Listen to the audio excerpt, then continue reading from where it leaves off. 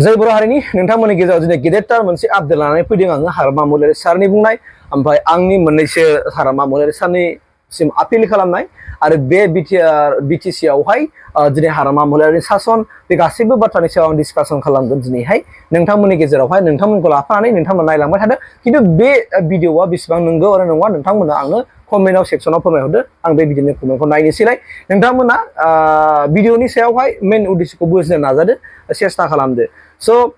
गोबां बाथ्रा गोबां मोनसे बाथ्राखौ आं रायज्लायनो सानबाय दिनै माखासे बाथ्राखौ जों मोनथिबाय थादों जे हेमेन्त बिश्व शर्माया माने रिकुवेस्ट खालामबाय थादों होननानै जों खोनाबाय थादों जे मा बिजेपिनिफ्राय सासे इएम होनांगौ होननानै हाग्रामा महिलारि सारखौ बिथाङा रिकुवेस्ट खालामबाय थादों होननानै जों बाथ्रा मोनथिबाय थादों बाथ्राया बेसेबां सैथो बेखौ मिथिया खिन्थु सैथो जायोबा बिराद गिदिर भुल जागोन मानोना आं मानो भुल जागोन होननानै बुङोबा बिपिएफआ अलरेडि 28टा देरहाखाबायखा हारसिङैनो एबसुलुटलि मेजरिटि थाखाबाय बाहाय जुदि बिजेपिनो जुदि सासे इएम होबावोब्ला अब्ला बे इलेक्सन थानाय जागोन जायाखै बिजेपिजों बे आरो बिराद गाज्रि जागोन ना अब्ला बिथांमोना गावनि गोसो बायदि खामानि मावनो हागोनसे हानाय नङा ओंखायनो आंनि गोसो गोरबोनिफ्राय हाग्रामा महिलारि सारनिसिम रिकुवेस्ट नोंथाङानो अलरेडि 28टा नोंथांखौ सिंगोल सरकार दाथों होननानैनो दिनै अन्य गुबुन जाति जनगोष्ठीफ्रा दिनै भटखौ होखाबाय बिपिएफनिनो भट होनानै सिंगल लार्जेस्ट मेजरिटि हिसाबै देरहाहोबाय ओमफ्राय एलएनसिनि मा बाथ्रा फैबावनांगौ दं फैनांगौ दरखार गैया दा फैथारनोनो नाङा आं बेखौनो आंनिफ्राय खावलायबाय एस बिटिसिनि बासिन्दा हिसाबै नङाब्ला आरो फिन थांनाय सरकारनि समाव सोलिनाय बायदि बे थासारिया सोलिफिनबावगोन रल लानो हायै माबा मोनसे खालामनो हायै बेफोरबायदिखौ सुजुग लाया नङा लादोंबो जानो हागौ जों मिथिगौ डिमा हासं आरो कार्बि आलंआव मा जानानै दं डिमा हासं आरो कार्बि आलं बै ओनसोलफ्राव दिनै जों नुदों बिजेपिया दिनै दखल खालामजोब्बाय खुनु मोनसे बाहाय आनसलिक दरबा सोलिला स' बेफोरबायदि जेन' जोंनि बिटिसिआव जाया 6 सिडिउलखौ रैखाथि होनांगौनि खाथिराव सारखौ आं आखाइ खबजोबनानै खावलायगोन सार अननानै एलएनसआव दाथा सिंगोलै था आरो खामानि माव मजबुत बिनिफ्राय आंनि रिकुवेस्टआ बेनो सारा जेब्लानाखि इलेक्सन केम्पेइनाव ओंखारदोंमोन बिभिन्न माबायावहाय समस्थिफ्राव गिदिंदोंमोन सारा खुला गोसोजों मिडियाफोरनि सोंनायावहाय सारा अपेनै बुंदोंमोन जे आं सरकाराव फैयै लोगो लोगोनो आङो रन्जन दैमारिखौ बुखुगोन बे बाथ्राखौ सारा नोंनि खुगाजों खुद गावनो बुंदोंमोन बे भिडिअआ बबे प्रसेसआव दङ मालाबा मोनसंगोन बेखौ आं फोरमायबाय ओंखायनो आंनि गोसो गोरबोनिफ्राय हामबल रिकुवेस्ट आं दिनैसिमबो आंनि गोसोआव सान्थि गैया मानो सान्थि गैया होनना बुङोबा जोंनि दावहारु बिर जोहोलाव सासे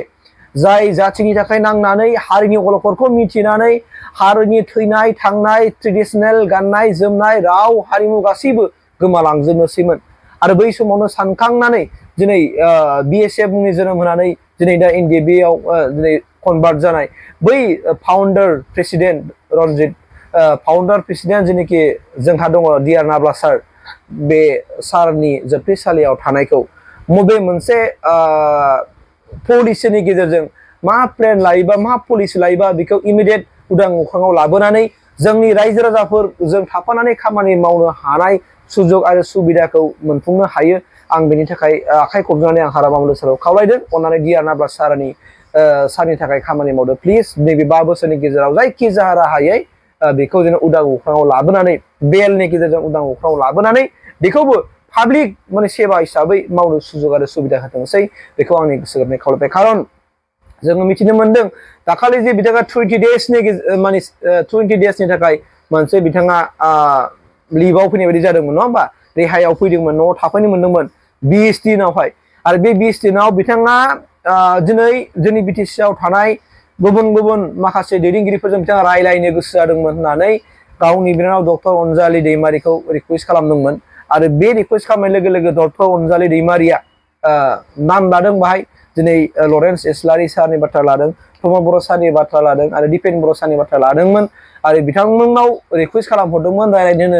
लोगो हमनो फैनानै नाथाय लोगो हमाखै नाय बे मोनसे बिराद दुखु प्रकास आरो बेखौ आं खोनानाय लोगो लोगो गोसोआनो गाबखांदों आं दुखु मोनदों अतिस्थ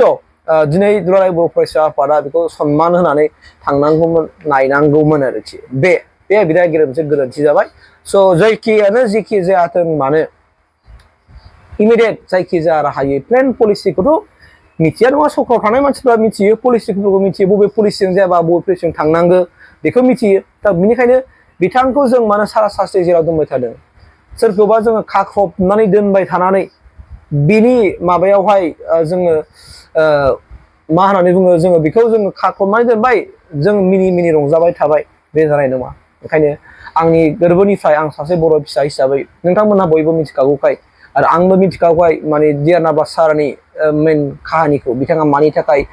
NDB जोनोम होखो बर' हारिनि गेजेराव बै समाव बर' हारिया मामोन दिनैसिम बे पर्जायाव मानि थाखाय बर'फ्रा फैदों आरो फैनो हागोन ना हायामोन बिनि बाथ्रा बिनि उनाव दिनै BLT दा हाग्रामा महिलारि सारनि बाथ्रा फैबाय हाग्रामा महिलारियाबो आखाइ हाथियार हमनानै जाथिनि थाखायनो दिनै बे खामानि मावदों सेक्रिफाइस खालामबोबाय आरो BTC सुक्ति खालामबाय स' बेखौ नोजोर होनानै दिनै रायजो राजाफ्रा अनखांफिननानै नोंखौनो जे नों हाग्रामा महिलारि सारखौनो जुदि दिनै सिफ जाफिननांगौ आरो बिथांमोननो आखाइयाव गथायफिननांगौ होननानै दिनै रायजो दुलाराय बे BTC हालामनि रायजो राजाफ्रा दिनै नोंखौ अनसायनानै नोंनि खुला खुलि बाथ्रा बुंनाय खुला खुलि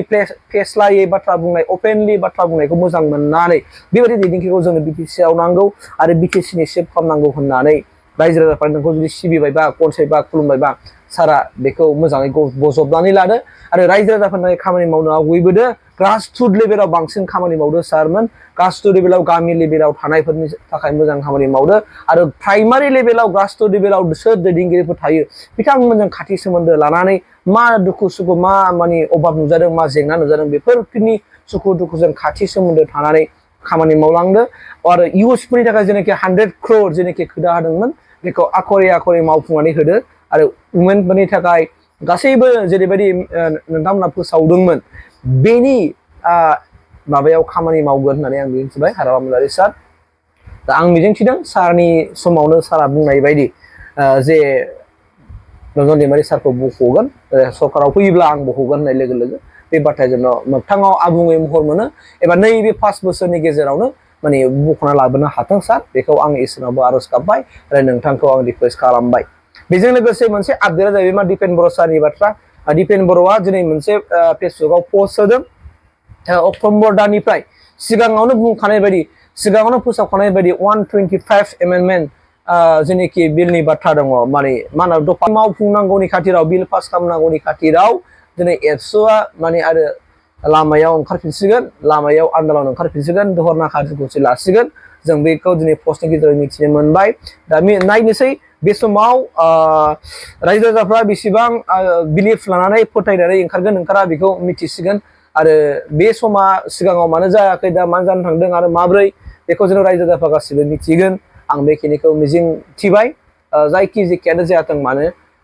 जोंनि गेजेराव खुनु मोनसे आरो दाङा बाजि थासारि सृष्टि जानो मोनला आरो दिनै BPFआ देरहाबाय देरहानायनि मुङाव बिथांमोना सान्थियै गोजोनै दिनै रंजादों खुनु रावजोंबो हेंगाम जायाखै गोजौनिफ्राय अर्डार हरदों डाइरेक्सन हरदों जाय प्राइमारि दैदेनगिरिफोर ब्लक दैदेनगिरिफोर बिथांमोना सामोल खालामनांगौ आरो खुनु दावराव खालामनो मोना रंजा गावबागाव गोसो खुसि रंजा बेबायदि मोनसे पजिटिभ मोनसे मेसेजआ आंनि खोमायाव हाबफैदों आं जोबोर मोजां मोनदों आरो जै जाथों बेखौनो आंनि गोसो गोरबोनिफ्राय खावलायबाय आरो आं होननाय बायदि दाखालिबो ओंखारदों जे हाग्रामा महिलारि सार थासान्दियाव खुनु आरो रावबो दला माने टेक खालामनो हानाय खुनु मोनसे अबस्था गैथ'ला बेखौ आं मोनदांनो हाबाय आरो दिनै